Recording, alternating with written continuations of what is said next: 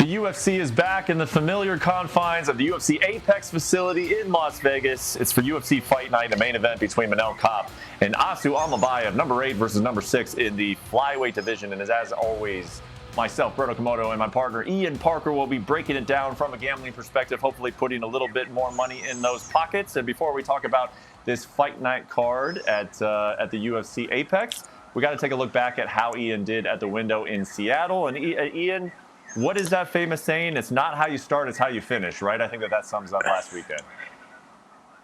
Oh, that was the theme because the start of this was an absolute nightmare. I missed my first 4 plays, from the parlay to Varetnikov to Feely to Aslan Iblo, and then all of a sudden Rob Font gets us back. Hernandez by decision. Hernandez an over 1.5, then Song Yadong and over 2.5 rounds.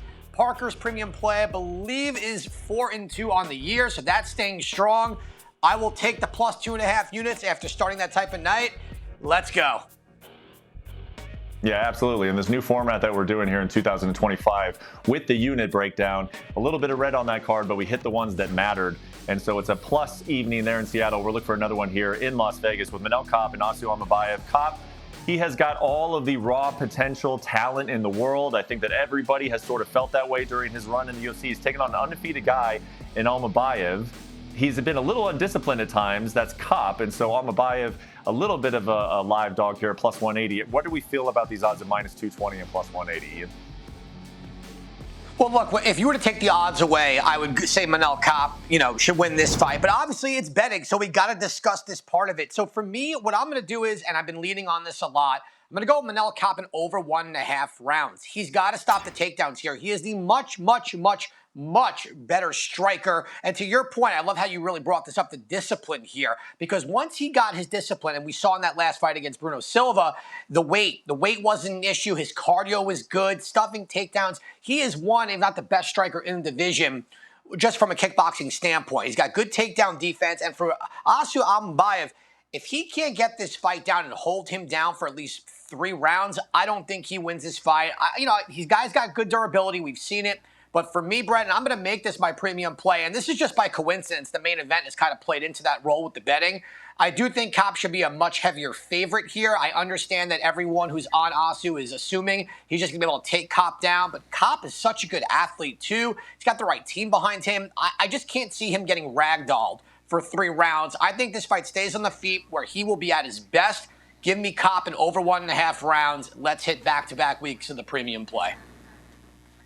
Yeah, I like how you're making a play there on Kape because, as I mentioned, this guy has a lot of talent, so he could easily be a bigger than minus 220 favorite, but he has been prone to a little bit of underperforming at times, and so you really don't want to take him as a huge favorite, so now you get a nice number there with him at the minus 120. Let's move to a middleweight co-main event. Cody Brundage taking on Julian Marquez. What do we think about this fight at 185 pounds, Ian? You know what? This is obviously going to be a loser leaves town type of fight, and I think Julian Marquez has a lot to prove here. This is someone who came up from the Contender Series, had a couple of good wins, but his last few fights, he's got touched on the chin, he goes down. And for Brundage, kind of the same thing, right? The questionable, he can't continue after he gets hit in the back of the head, whatever it was. For Brundage, he's got to wrestle here. This is his key to victory. He has to go to where it's his bread and butter. When he does wrestle and he's able to control the pace of the fight, he can beat someone like Marquez. But if this fight stays on the feet, Marquez is the better striker. I think he has more power. But, Brett, I am not choosing a side in this. I do have a play on this. It will be in our parlay later on. But for this type of fight, I can't pick a side here. Both guys, I think, have not been forming very well. Brundage looked okay, good against Gore. But outside of that, both these guys just underperform, not consistent, can't rely on the other. So for me, and you don't hear this often, but I am passing on either side for this fight. I don't hear it too often, but you know what? I'm perfectly okay with it. Sometimes the best bet is no bet made on this fight, but you did mention you might throw something in there on the parlay, so we'll wait for that later on in the show. Let's move to a 145-pound fight between Haider Aimil and William Gomez, who is coming off of a pretty big upset win over Joanderson Brito, and the odds have reflected that this time. He is minus 190 coming in against Haider Aimil, and you like Aimil here, plus 160. Yeah, well, first off, I didn't think that Gomez beat Joanderson Brito. I think that was a little bit of home field advantage there.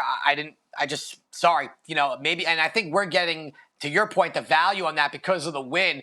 when you look at someone like Gomez, he's got to win this fight by keeping the distance and striking and using his footwork. But Haider Emil is a whirling dervish. He is a Tasmanian devil who comes forward with almost like organized chaos, okay? I spoke with Gilbert Melendez, and he said the one thing with Haider we're trying to control is the chaotic aspect, but he's got a good chin, and he can close the distance. He has a wrestling advantage here. He's got knockout power. We saw that in his last fight. These odds are wonky to me. I think Haider Emil, this should be way closer to minus 110 on each side. I like it right now, plus 160. I would keep betting Emil as long as you're getting plus odds. The value, I believe, is in him. I think he gets it done. Give me the underdog in this one. Wow, that's got to be some of the highest value that we've seen in a pick in a while if you're thinking that this should be minus 110. So a nice best bet there on a plus 160 odds on Haider Emil. Let's go back to the flyweight division. We got Charles Johnson taking on Ramazan Taranov, and it's Johnson minus 125. I'm telling you, every single one of Charles Johnson's fights in the UFC, I feel like, has been pretty close odds, and you tend to like Charles Johnson. You like him here again against Taranov. Here's where it's interesting, right? His opponent, we've only seen him in the UFC. He went and knocked out CJ Vergara, so it's hard to get a real feel. And if you go look at his record, it's a lot of round one knockouts. He does have a second round sub. He went to a decision once or twice earlier in his career, but against guys that were just getting started in the sport.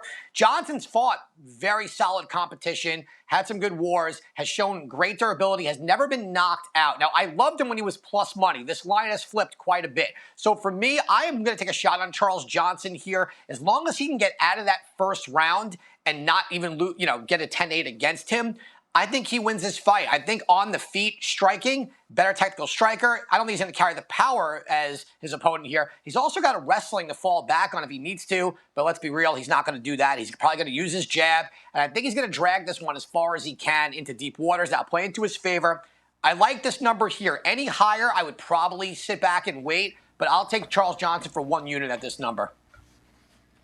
Okay, minus 125 Charles Johnson, but don't wait any longer because that's headed in his direction. Now, the new way that we've been doing this show all year is that your best bets doesn't have to necessarily be just one thing. I like this ability because it gives you the ability to make a best bet and kind of just look around the card and make it however you see fit. And you got a parlay here for your last best bet.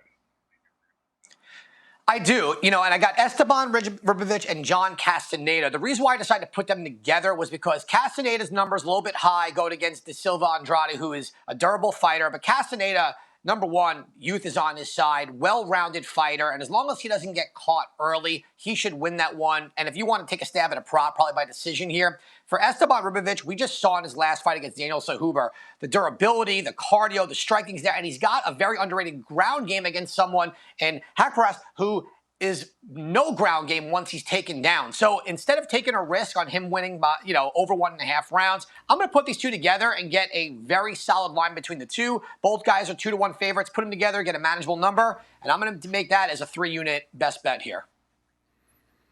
I like it, man. We have a lot of pretty close odds here for your best bets and even a plus 160 that you mixed in there with Haider Emil. Before we take a recap look at your best bets for the UFC Fight Night, you got a prop, and for that we'll go to the heavyweight division. What do you got for our prop of the night?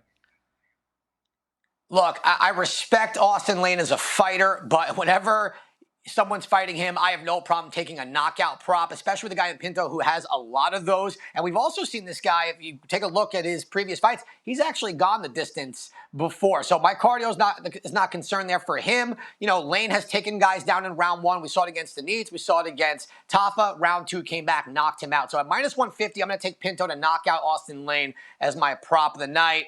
It's just the way it goes with Austin Lane fights, and this Pinto guy, he's either the real deal or he's not. I believe against Austin Lane, he'll prove that he is a serious prospect.